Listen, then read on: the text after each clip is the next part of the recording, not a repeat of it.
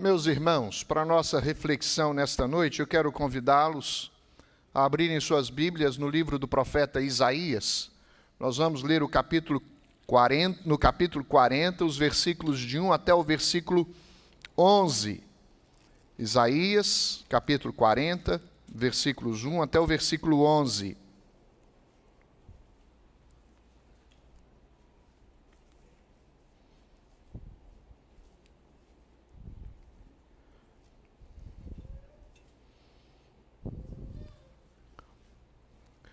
Nos diz assim a palavra do Senhor: Consolai, consolai o meu povo, diz o vosso Deus.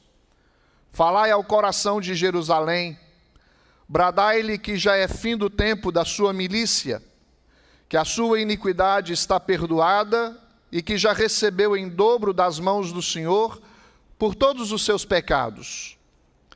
Voz do que clama no deserto, preparai o caminho do Senhor, endireitai no ermo, vereda nosso Deus.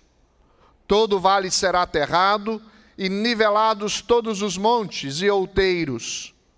O que é tortuoso será retificado, e os lugares escabrosos aplanados.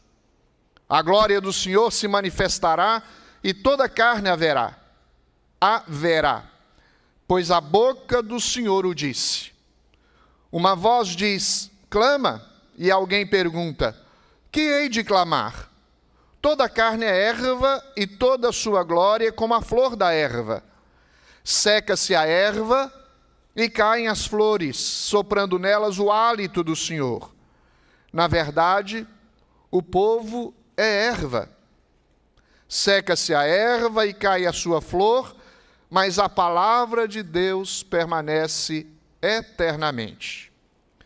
Tu, ó Sião, que anuncias boas novas, sobe a um monte alto. Tu que anuncias boas novas a Jerusalém, ergue a tua voz fortemente.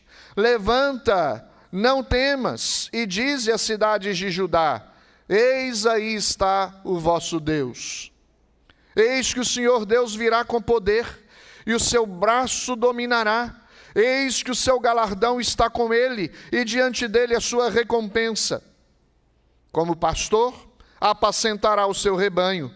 Entre os seus braços recolherá os cordeirinhos, e os levará no seio. As que amamentam, ele guiará mansamente. Que o Senhor se digne de nos fazer, de compreender, de aplicar esta palavra a ponto de compreendermos a mensagem que esse texto traz a cada um de nós nessa noite. O tema da nossa mensagem é o Deus que consola. O Deus que consola. Tem uma frase de Spurgeon que eu gosto muito que diz assim: fui a Jesus como estava, abatido, triste, cansado. Nele encontrei lugar de descanso, e por ele fui alegrado. Por Jesus. Esse texto fala de redenção, de consolo, de restauração. Necessidade de conforto, de consolo, não é uma prerrogativa só dos enlutados. É também. Mas é de todos aqueles que estejam passando por alguma necessidade. Talvez um sofrimento que lhe aflige, talvez um momento em que parece que tudo está perdido, que não tem solução. Os problemas parecem terem se avolumado de tal forma que há um questionamento: como agora eu posso sair dessa situação? Quando os planos se frustram, estabelecemos metas, planos, ideais, e nem sempre as coisas que nós almejamos, planejamos, acontecem da forma que nós planejamos. Muitas vezes nós nos sentimos sufocados, até mesmo pela nossa rebeldia, incredulidade. Conhecemos o grande, tremendo e temível Deus, e a Ele nós adoramos, e olhamos para a nossa condição e perguntamos, o que será de nós? Nesta noite eu espero que você, que esteja talvez abatido por alguma razão, desanimado por algum motivo, com dúvida a respeito das verdades de Deus, não consegue caminhar para frente no processo de amadurecimento da sua fé, ou talvez até mesmo no cuidado com a sua família, com seus filhos, que você seja consolado pelo Senhor nessa noite. Que haja consolo dos céus. Quando nós olhamos para Isaías 40, há um consolo peculiar, particular, que Deus traz para o povo de Judá, para o povo que estava cativo na Babilônia. Mas é preciso linkar este consolo para este povo, neste tempo específico, com a nossa realidade, sempre apontando para aquele que veio trazer conforto para o aflito. E este que veio chama-se Jesus Cristo. Não é possível desassociar uma mensagem de redenção do Antigo Testamento que apontava para o Redentor revelado no Novo Testamento. Por isso eu quero compartilhar, com base neste texto, algumas verdades de edificação para a nossa vida. A primeira delas é a importância de reconhecermos a condição deplorável para que se tenha expectativa de um Redentor. Qual era a condição deplorável do povo de Judá, do povo de Jerusalém, dos judeus? Eles estavam cativos, eles estavam na Babilônia.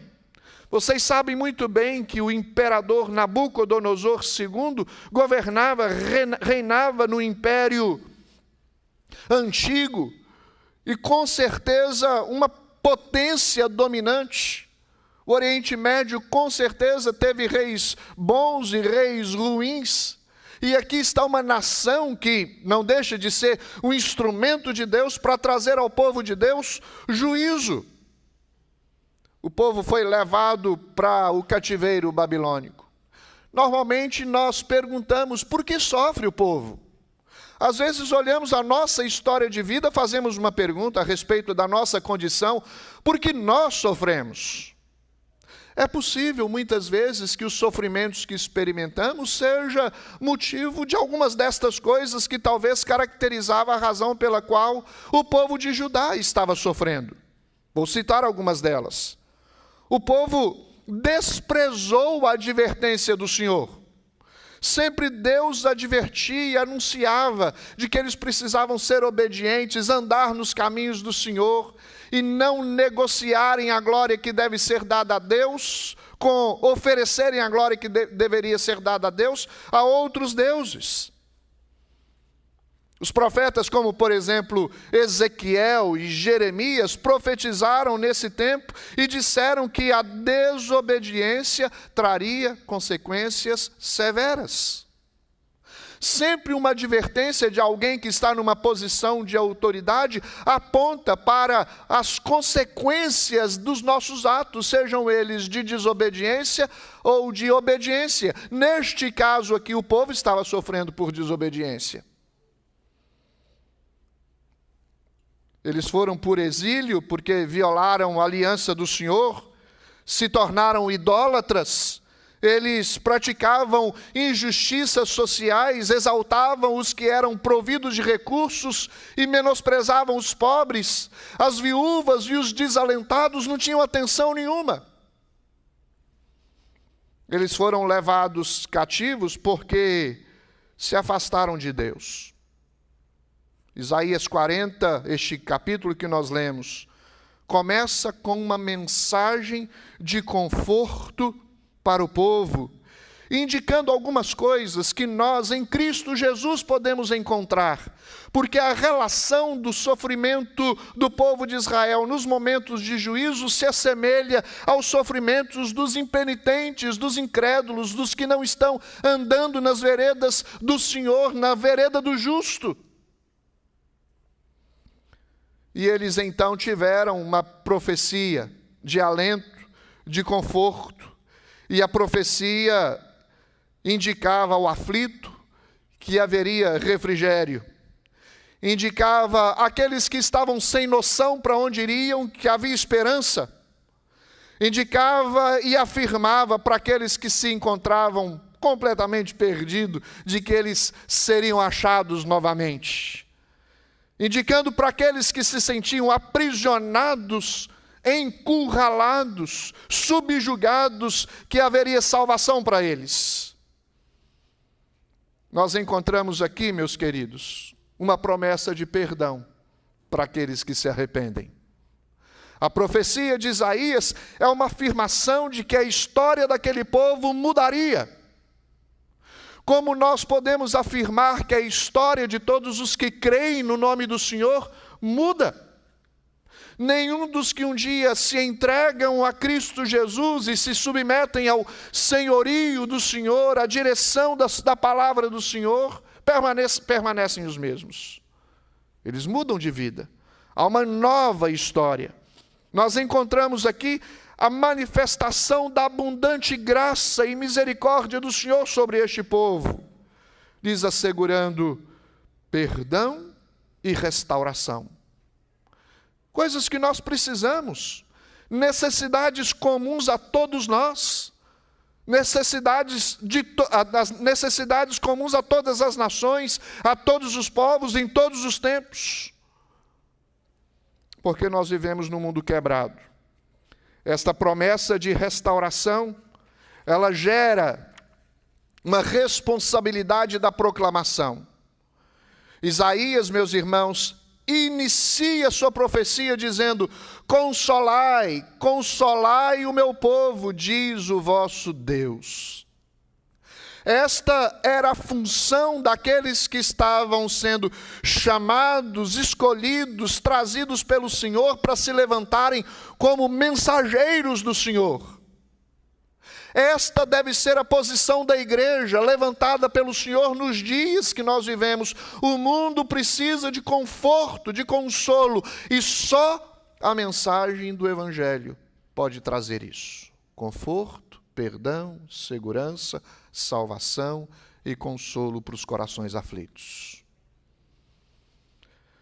Depois da queda de Jerusalém, que aconteceu em 586 a.C., o povo levado para a Babilônia, poderiam talvez pensar que Deus os abandonou e que se esqueceu da sua aliança, da aliança que ele fez com seu povo, da aliança que nós mencionamos agora há pouco aqui ao batizar essas crianças. Talvez o povo, sofrendo debaixo do domínio dos babilônicos, dos babilônios, do império babilônico, podiam pensar: onde está o nosso Deus?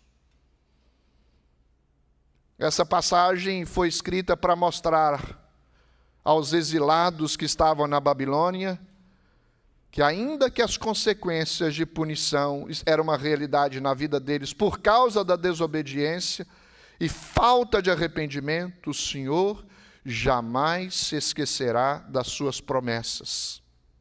Das promessas que ele fez a Abraão, a Isaque e a Jacó. Deus não volta atrás na sua palavra. Deus não se esquece das suas promessas. O que ele promete, ele cumpre.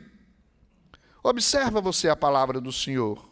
Mas Sião diz: o Senhor me desamparou, o Senhor se esqueceu de mim. Acaso pode uma mulher esquecer-se do filho que ainda mama, de sorte que não se compadeça do filho do seu ventre? Mas ainda que esta viesse a se esquecer dele, eu, todavia, não me esquecerei de ti, diz o Senhor. Isaías 49. Você já passou por situações como esta? Que parece que Deus está distante, que não se importa com você, que se esqueceu, que não se compadece das suas necessidades? Esta não é uma verdade. Deus está em todo o tempo presente conosco. A promessa da permanência do Senhor conosco por meio do seu Espírito é que Ele estaria para sempre conosco. Deus não nos abandona, jamais nos abandonará. Esta condição deplorável que o povo vivia, devia conduzir as pessoas a se lembrarem das promessas do Senhor. Se tem algo que eu possa talvez lhes aconselhar nos seus momentos de aflição, é a se lembrarem das promessas do Senhor. Aquele que vem a mim, de maneira nenhuma o lançarei fora, diz o Senhor. Clama a mim e responder-te-ei, e anunciar-te-ei coisas grandes e ocultas que não sabes, diz o Senhor. Todo aquele que crê em mim será salvo. São promessas. Aos aflitos Deus tem consolo. Aqueles que se encontram perdidos, é no Senhor que nós nos posicionamos como alguém que agora sabe de onde veio e para onde está indo. Encontra segurança, conforto e proteção vinda do Senhor. Esta condição deplorável em que o povo vivia deveria lhes conduzir a isso, a se lembrarem que o Deus a quem nós servimos é grande e tremendo em seus feitos e não muda com a sua palavra. Nada melhor do que ouvir uma boa nova. Depois de experimentar uma condição de sofrimento, que alívio para aqueles que estavam exilados, subjugados, sofrendo, com certeza, em um país diferente, sem ter o lugar de adoração, o templo para cultuar o Senhor, longe da família, da terra, onde nasceu, cresceu e conheceu o Senhor e também desenvolveu culturalmente toda a sua personalidade, a sua formação, longe de tudo. Sofrendo as consequências desse exílio, mas agora ouve uma palavra de consolo vinda do Senhor. Uma boa nova alegra o coração, renova a esperança. Imagine você que recebe uma notícia de que a sua casa pegou fogo e queimou tudo.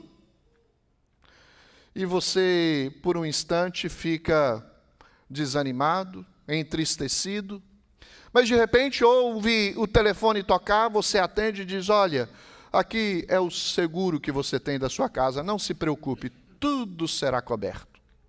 Aí você faz: ufa, ainda bem, que alívio. Perdeu, mas restaurou, recompensou. Imagina você que o médico te dá um diagnóstico de que a sua doença é uma doença importante, grave.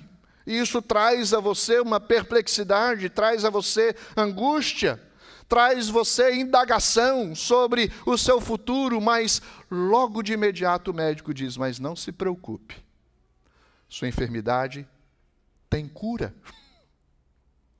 Aí você alivia, esboça um sorriso e expressa a Deus a gratidão por tão grande conforto que você recebe daquele momento. Você ouve que o juízo de Deus virá, mas se arrepende dos seus pecados. E Deus lhe perdoa. E você agora está em Cristo, recebe a dádiva da salvação e ouve a afirmação das Escrituras: nenhuma condenação há para aqueles que estão em Cristo Jesus. Louvado seja o nome do Senhor. Que conforto, que alívio, é o consolo que Deus traz para a nossa alma, porque nós precisamos. É uma boa nova que sucede uma má notícia.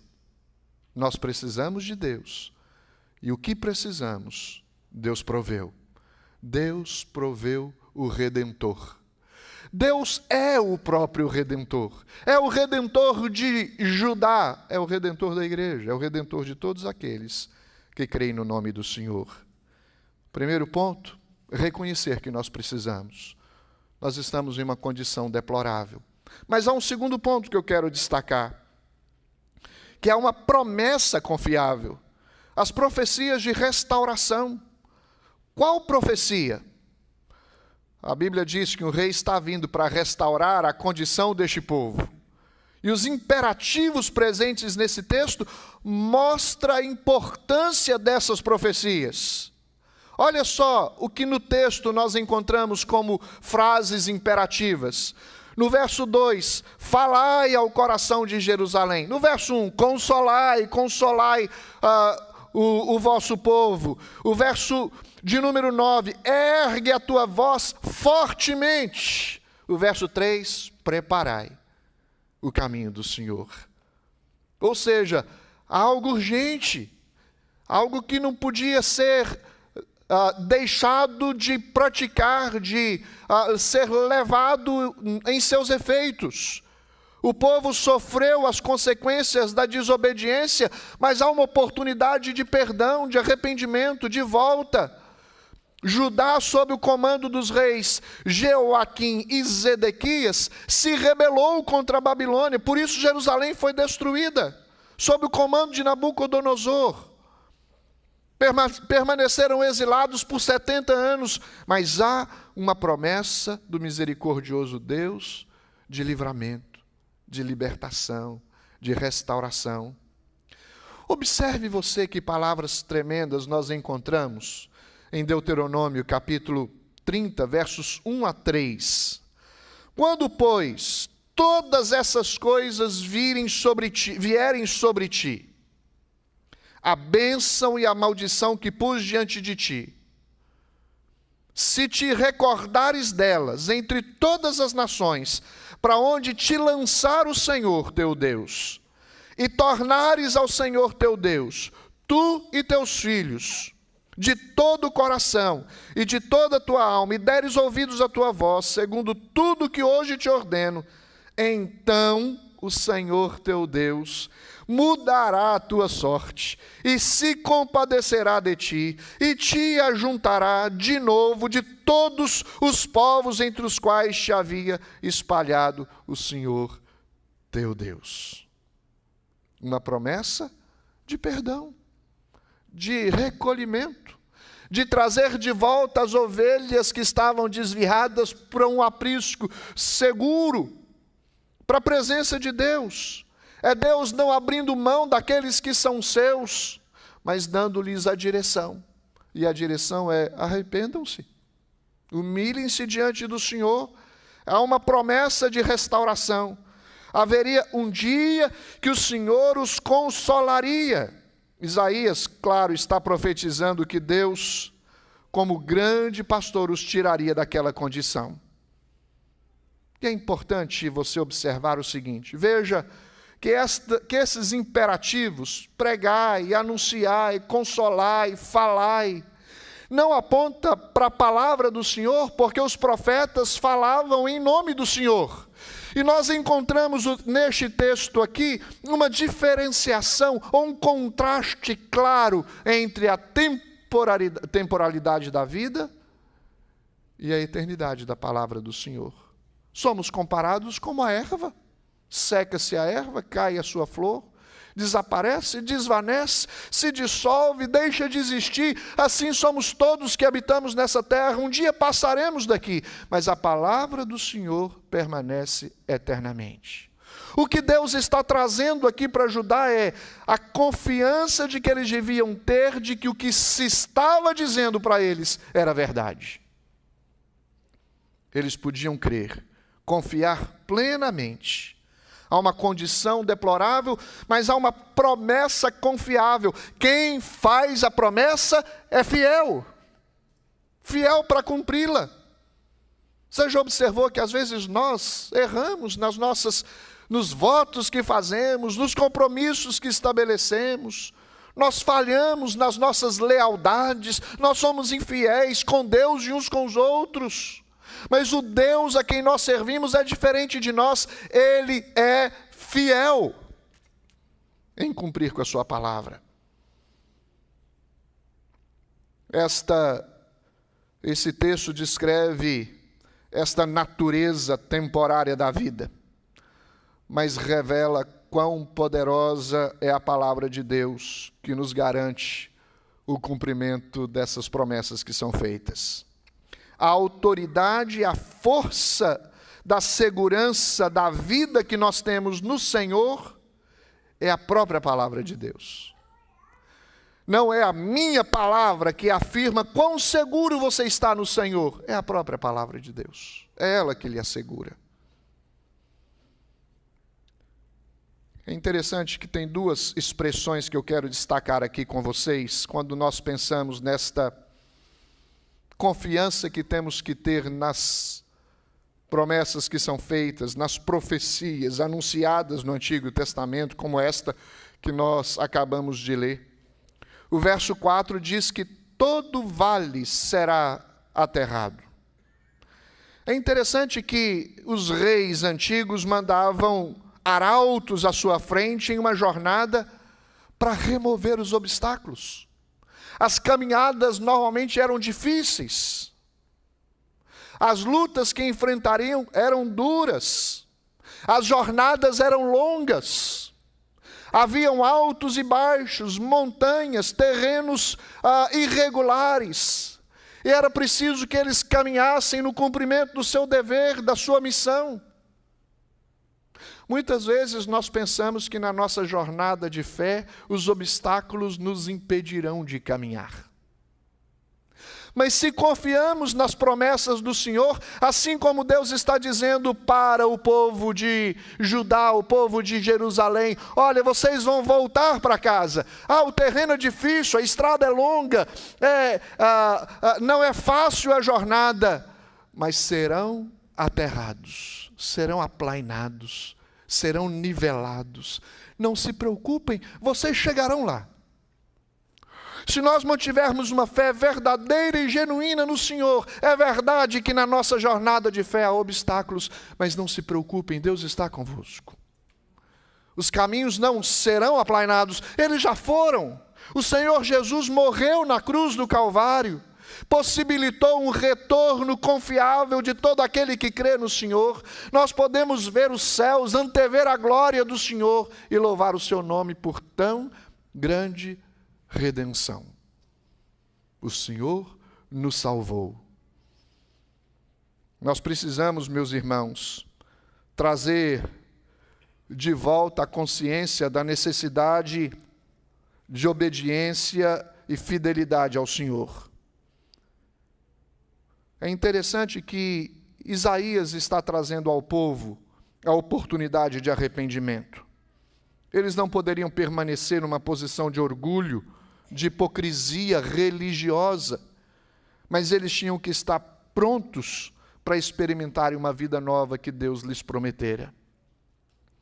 Há uma promessa de que os caminhos serão aplanados no verso 4. E há uma promessa no verso 5 de que a glória do Senhor se manifestará e toda carne haverá, porque a boca do Senhor o disse. Deixa eu dizer uma coisa para vocês. Nós somos criados para a glória de Deus. Nós somos criados para a glória de Deus. Todo homem é criado para a glória de Deus. Toda criação deve glorificar o nome do Senhor. Ouvimos hoje aqui um texto que diz: todo ser que respira, louve ao Senhor. Deus nos restaura com um objetivo. Não há dúvida que nós nos encontraremos em uma posição diferente do que aquela condição deplorável. Mas a razão maior da redenção, da nossa salvação, a razão maior de Deus nos restaurar é a sua própria glória. É para que Ele seja glorificado entre os povos. E o texto está dizendo aqui que a glória do Senhor se manifestará. As pessoas verão o que Deus faz o que Deus faz com um povo que se rende, que se arrepende, e exaltará e glorificar o nome do Senhor. Como Deus foi glorificado na libertação do povo do cativeiro egípcio, aqui Deus será glorificado na libertação do cativeiro babilônico, e é glorificado todas as vezes que um coração se rende ao Senhor e diz: Jesus, eu lhe reconheço como Senhor e Salvador da minha vida. Viva para a glória de Deus.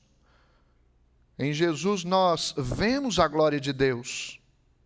Nós estamos diante de uma mesa que vamos celebrar em instantes a ceia, e a questão é, nós vemos a glória de Deus através de uma manifestação tão ímpar, tão singular, da presença de Jesus na cruz do Calvário, morrendo por mim e por você.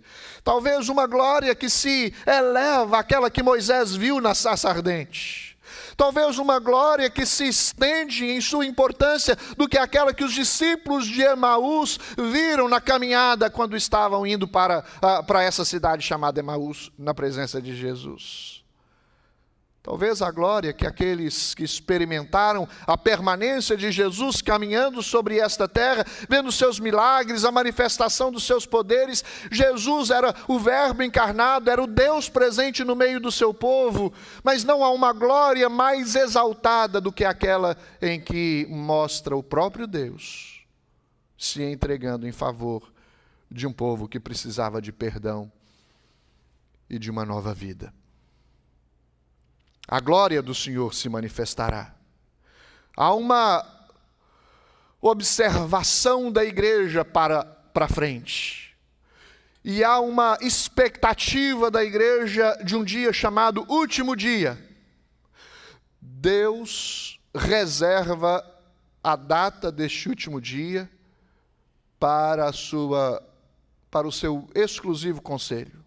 Somente Ele sabe. Mas nós sabemos que chegaremos lá.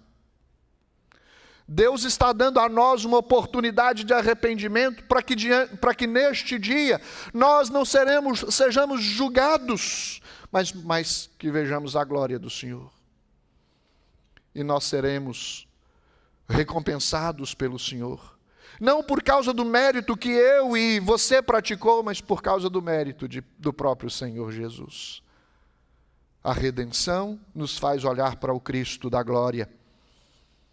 E nós precisamos, meus irmãos, entender que esta glória que se dispõe a morrer por nós, ela precisa ser exaltada. Nós vemos a glória do Senhor. Eu não sei o que você pensa quando nós cantamos aqui. Eu vejo a glória do Senhor hoje aqui. O que é que você está vendo? Qual a sua expectativa? Apenas uma expressão de beleza, ou de uma arte, ou de um drama, ou de uma apresentação? Não é esse o propósito. O propósito é que você olhe para o seu coração e perceba quão grande é a sua fidelidade para com o Senhor, a ponto do Senhor se agradar de você, que percebe a sua glória e exalta o seu nome. É para que a igreja se renda humildemente à presença de Deus. Se qualquer ato de qualquer um de nós, neste âmbito, neste ambiente chamado igreja, eclesiasticamente falando, qualquer ato religioso, se não tiver o objetivo de exaltar e glorificar o Senhor, nós estamos fugindo deste propósito maior, de ver a glória do Senhor. Ver a glória do Senhor significa que Deus está presente, recebendo louvor e adoração, falando à igreja, mudando corações e dando-nos compreensão clara do Evangelho. Eu preciso de um Redentor. Jesus o enviou para morrer na cruz do Calvário, e hoje eu o recebo pela fé. Nós precisamos reconhecer nossa condição, confiar nas promessas do Senhor, e experimentar a realidade da transformação, uma realidade testemunhável. Durante o exílio, o povo de Deus refletiu sobre suas falhas e buscou retornarem para Deus. Este foi um preparo do caminho para o retorno para Jerusalém. E haveria reconstrução da cidade, reconstrução do povo, reunião das famílias, renovação espiritual deste povo, religiosa. O tempo do exílio na Babilônia foi um período de sofrimento, mas também de transformação e de preparo para experimentar aquilo que Deus lhes tinha reservado. É interessante que o texto diz, a partir do verso 10, eis que o Senhor Deus virá com poder, o seu braço dominará, eis que o seu galardão está com ele, e diante dele a sua recompensa. Olha o verso 11, como pastor apacentarei o seu rebanho, entre os seus braços recolherei os cordeirinhos e os levará no seu seio, recolherá os cordeirinhos e os levará no seio, as que amamentam, ele as guiará mansamente. Esta é uma profecia de garantia que o Senhor viria, traria consolo e cuidado. Quando nós nos convertemos, nós não podemos alimentar a ideia de que seremos deixados de lado. Nós temos Jesus como nosso grande pastor. Não é isso que o salmista expressou no Salmo 23? O Senhor é o meu pastor, e nada me faltará. Isso quer dizer que é Ele quem me guia, me conduz, me orienta. Nós temos a presença do Senhor conosco, somos pastoreados, uma condição deplorável, um reconhecimento de que precisamos de um Redentor, uma confiança das promessas de que Ele viria, e a experiência da presença desse Redentor conosco muda toda a nossa história, como mudou a história do povo de Israel. Toda tentativa, meus queridos, de se salvar sozinho é frustrante, é ineficaz. Jesus é o nosso Salvador, Jesus é o nosso Redentor. É preciso que alguém nos redima, não podemos nos auto-redimir. Por isso Deus mandou o seu Filho para morrer na cruz do Calvário. Essa era a condição de todos, tanto os israelitas quanto também todos nós. Presos em seu pecado, incapazes de buscarem retidão por si próprios, mas libertos pela manifestação da graça e da misericórdia do Senhor manifestada sobre a sua vida. Como pastor, Deus marca as suas ovelhas como suas. Como hoje nós vimos de maneira concreta a marca da propriedade do Abner e da Gabriele como sendo do Senhor, por meio do batismo. Primeiro Deus marca o coração, tira um coração duro, impenitente, e coloca um coração de carne e dá nova vida. Faz de nós pessoas transformadas. Meus irmãos, é o Senhor quem fornece a provisão para que a gente caminhe nessa nova condição. Não existe uma experiência que se iguala à experiência dos cristãos neste mundo onde nós nos encontramos, porque não há outro ambiente onde se manifesta a presença do Senhor do que no ajuntamento do povo de Deus. A garantia da manifestação da presença do Senhor é que onde estiverem aqueles que se reúnem em nome do Senhor, o Senhor está ali abençoando, trazendo a vida para sempre. A bênção do Senhor, como diz o Salmo 133, ó, como é bom e agradável viverem unidos os irmãos. É algo importante isso que nós estamos fazendo aqui. Ser igreja é algo significativo. Nós não podemos abrir mão disto. É claro que na jornada da nossa caminhada cristã nós enfrentamos lutas, provações, dificuldades, mas Deus não se ausenta de nós, Ele está conosco. Os obstáculos, com certeza, eles serão removidos, os caminhos aplanados, e Deus nos levará, não separados uns dos outros, mas juntos, como um povo, como uma família, até o final dessa jornada. Em nome de Jesus. Deus está conosco. É Ele quem nos liberta e é Ele quem nos dá uma vida transformada.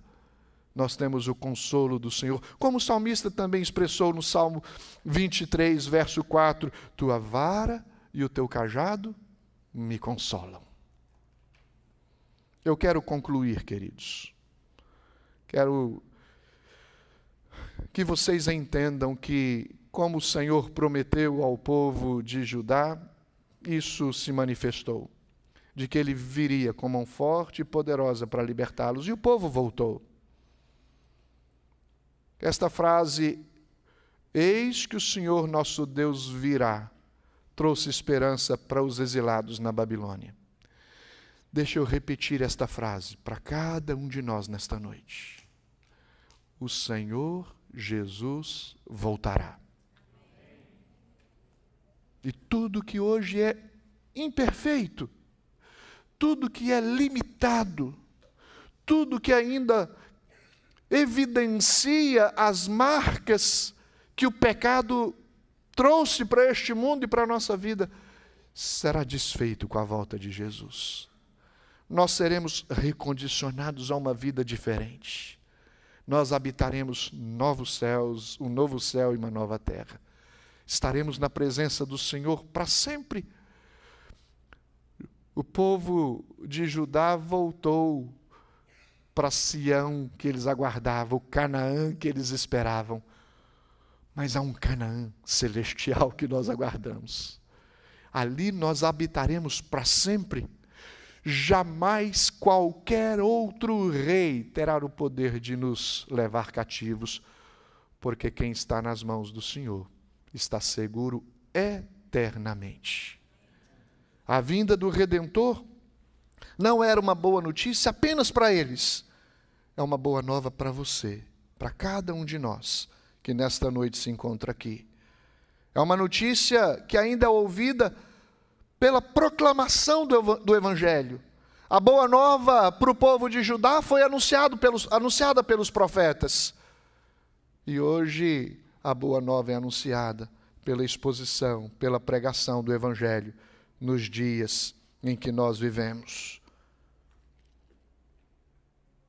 Deus, por meio do seu Filho, nos deu nova vida e Ele nos pastoreia. O exílio da Babilônia foi um período de sofrimento, mas eles experimentaram a salvação e transformação do Senhor porque se arrependeram diante de Deus. O Deus que está conosco nos apacenta e cuida de nós, como cuida de todo aquele que crê no seu nome. Ele cuida das suas necessidades, Ele cuida da sua família, Ele cuida dos seus filhos. As promessas do Senhor não falham. Elas se cumprem constantemente, perfeitamente, como são ditas.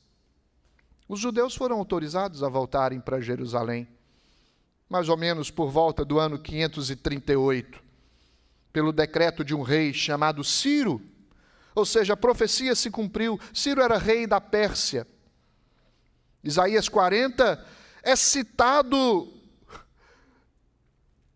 em referência a João Batista, por exemplo, em Mateus capítulo 3, verso 3, porque este, falando sobre João Batista, é o referido por intermédio do profeta Isaías. Voz do que clama no deserto, preparai o caminho do Senhor, endireitai as suas veredas. João Batista preparou o caminho para o ministério de Jesus, para a vinda de Jesus, pregando arrependimento e batizando-os. Nós não podemos desassociar essa mensagem com a mensagem do Evangelho. É em Cristo que nós encontramos consolo, libertação e restauração como povo de Deus. Meu desejo, meu querido, nessa noite, é que Deus console o seu coração. Seja por qualquer motivo, qualquer necessidade que você tenha na sua vida, em nome de Jesus. Queria convidá-lo a curvar sua fronte. Em uma atitude de fé e de confiança, orar pedindo a Deus que lhe ajude a ver esta glória do Senhor que se manifesta no meio do seu povo e a confiar neste cuidado de Deus em aplanar os caminhos por onde nós temos que trilhar. Que Ele seja exaltado entre nós e que nós, como seu povo, sejamos abençoados.